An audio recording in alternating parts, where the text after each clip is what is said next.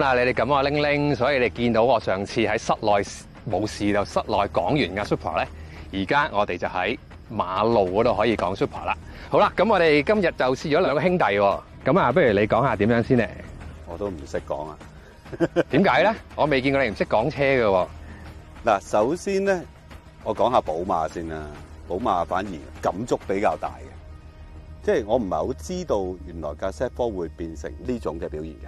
嗯，即係引擎仍然都係 OK 嘅，波箱都係我種啦。咁但係咧個車架係出奇地唔係幾似寶馬嘅，呢個係我覺得幾奇怪嘅。係點樣咧？點解我唔係好覺嘅？嗱，如果計 Roadster 咧，佢由 Z3、Z4，佢都基本上有 Roadster 嗰種嘅特性嘅。嗯，即係嗰種靈活矯捷，擠嚟擠去。咁呢架咧，即係有啲怪怪地嘅，因為咧個底盤嗰個喐動咧好複雜啊，左右前後上下不斷喺度咁樣。夠啦，好繼續。真係係。咁所以我覺得太多啦。係咪其實 Z4 去咗上一代後期已經係似嘅 GT 比較多啲咧？講得啱，其實佢係似啲 GT 嘅。GT 大步鈍，但係就唔會咁多啲微細嘅動作喺度。佢有啲彎係會過得翹少少，因為長又大啊嘛。但係咧，而家呢部新嘅 Z4 咧，行普通路咧，佢係舒服嘅喎，即係有啲 GT 味道嘅。咁但係當我想去出現翻 Roadster 嗰種特性嘅時候，我覺得唔係嗰樣嘢嚟嘅喎。覺得同個 Supra 嘅分別有幾大？底盤有啲似嘅，我覺得好似喎。其實 Supra 都比我想象中咧嗰個懸掛咧都係動作多嘅，贊成動作多嘅。係。咁但係咧就冇咁不規則，咁難掌握嘅，即係佢係多上下嘅動作，反而唔係突然間上上下下、左左右右、前前後後咁。唔知點，近年都試過好多高性能車啦，即係都係跑大山啦，即係你知佢硬嘅，但係佢好鎮定。但係咧 Supra 我都覺得係多得滯嘅。嗯，我都覺得係喎。其實我係試咗 Supra 先，跟住先試架 Z4 M40i 嘅。落大帽山落荃錦嗰段好蹬嗰段咧，係真係乜嘢朗嘅方法，好似一個啫喱係喺個回轉壽司帶嗰度係咁震咁樣嘅喎，會係。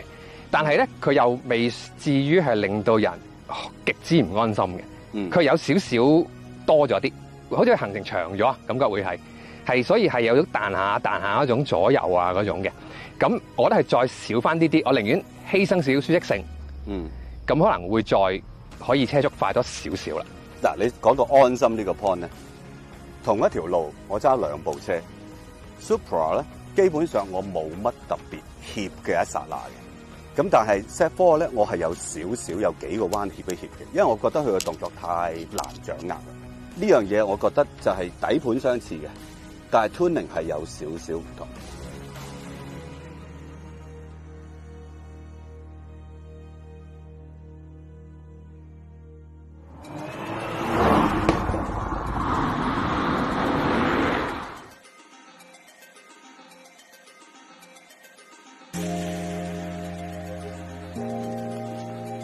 咁講個引擎啦，你又覺得係咪真係一模一樣嘅咧？其實理論上個引擎同波箱成個 drive train 咧都係一樣嘅。programming 我覺得有啲唔同啊，因為個 Supra 得兩個 mode 嘅啫，普通 mode 同埋 sport mode。咁部寶馬就好正常嘅寶馬，由 Eco Pro 去到 Comfort、Sport 再分 Sport Plus 同埋 Sport Individual 嘅。係啦。咁我咁多個寶馬 mode 撳晒，咁我當然係啦 Sport Plus 會同架 Supra 個 Sport 係會似啦。其實個動力嘅發放我覺得係好似嘅。而事實上兩架車嘅馬力、扭力係一樣嘅。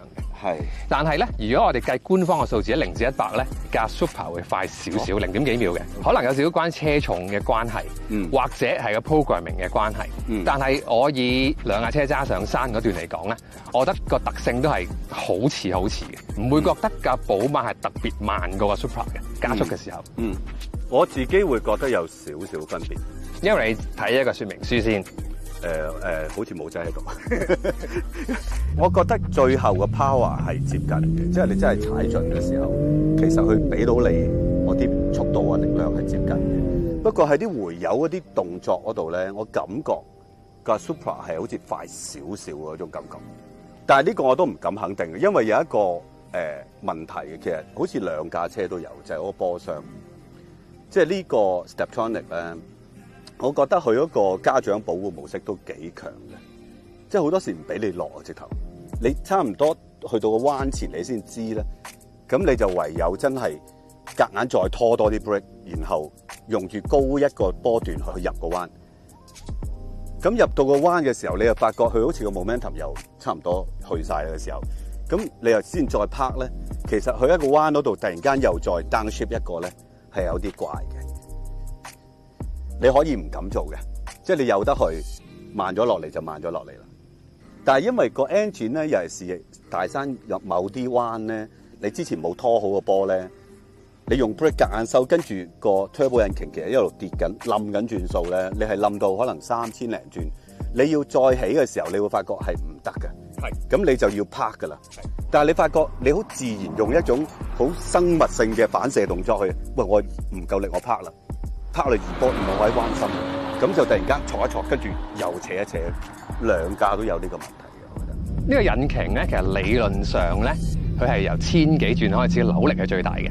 但我揸落去嗰時唔係好覺啊，我都係要 keep 轉數嘅。原來都係，即係當然我哋而家呢啲加減波好易 keep 啊，但係真係唔可以忽視個轉速嘅。低過3000就冇乜力嘅，成日都要 keep 4000或以上咯。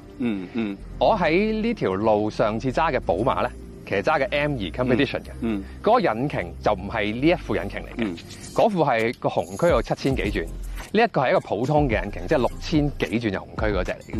我就係爭嗰少少咧，就令到頭先你所講嗰個尷尬位咧，就會常見咗啲啦。會係如果可能佢有7000幾轉，佢可能俾我落波嘅。不過而家6000幾轉正常引擎，所以就唔俾我哋落。係。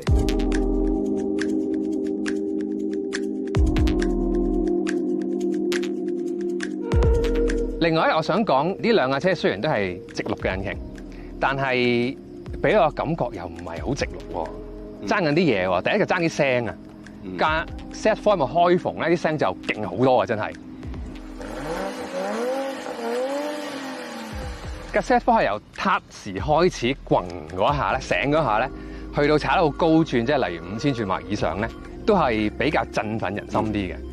Supra 我睇啲資料咧，佢就話工程師專登吞咗條喉咧，係好有間著㗎。咁但係咧揸落去咧，個 Supra 我 Sport Mode 踩到幾多轉咧，都係隔重沙嘅啲聲，去到6000轉都係好似個引擎去咗好遠，5公里咁遠嘅引擎係。咁我覺得啊，我期望個直六引擎應該會好聲啲嘅喎。咁呢個係差少少嘅地方嚟嘅。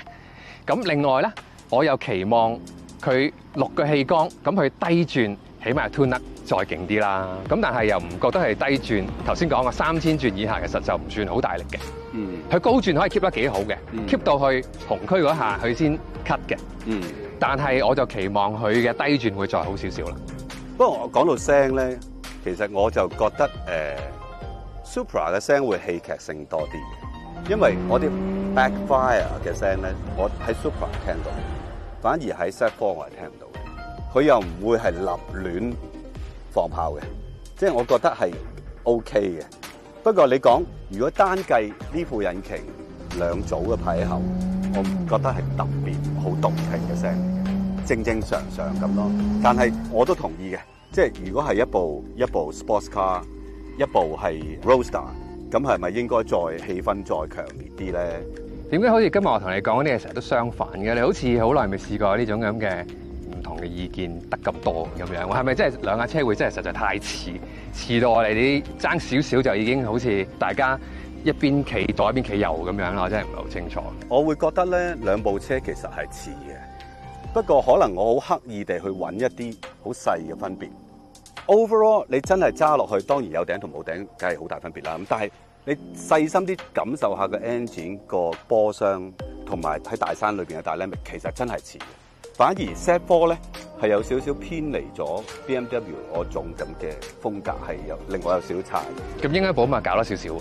其實其實講真一句啊，呢兩架車嘅個性調轉好似啱啲咁。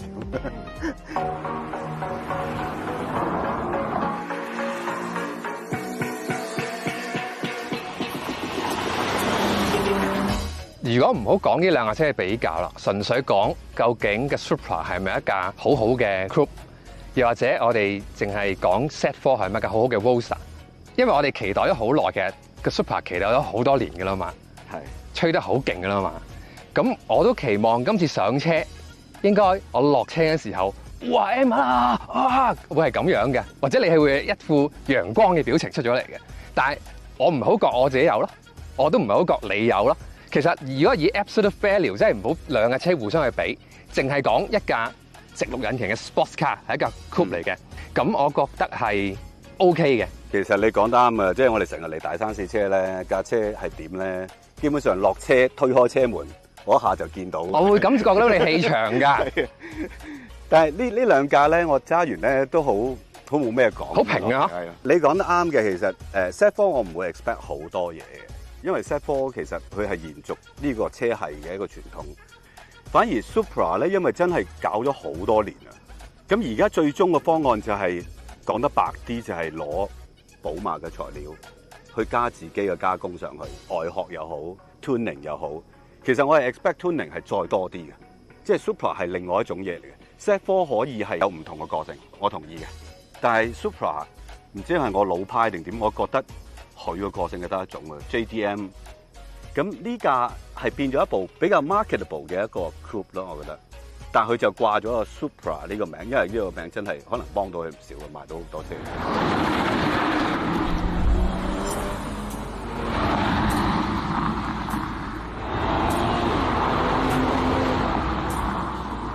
咁但係我又講翻轉頭 ，Supra 喺舊陣時係咪真係有咁強嘅個性咧？大家好似係呢10零20年玩到咁嘅啫喎。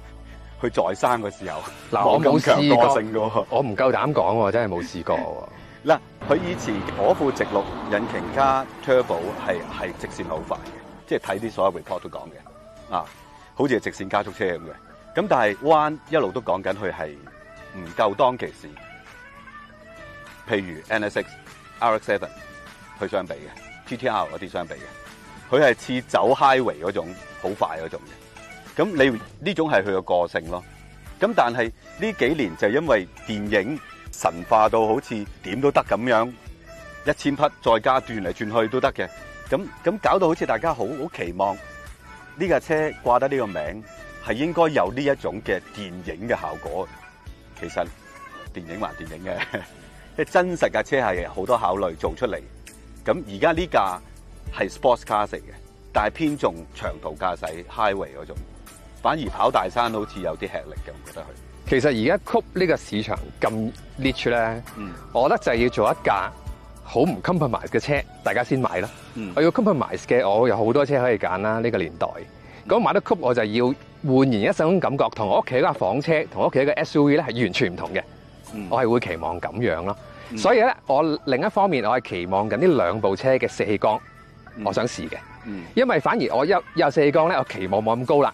我唔會當係一部咁 pure sports car 啦，我當係一部實用性多少少，慳少少錢，有錢又慳啲嘅一部 sports car， 再加埋日用性高啲嘅車。係，仲有個樣添。係，仲有樣添，所以我都想試埋四氣缸，睇下會唔會反而個感覺會好啲。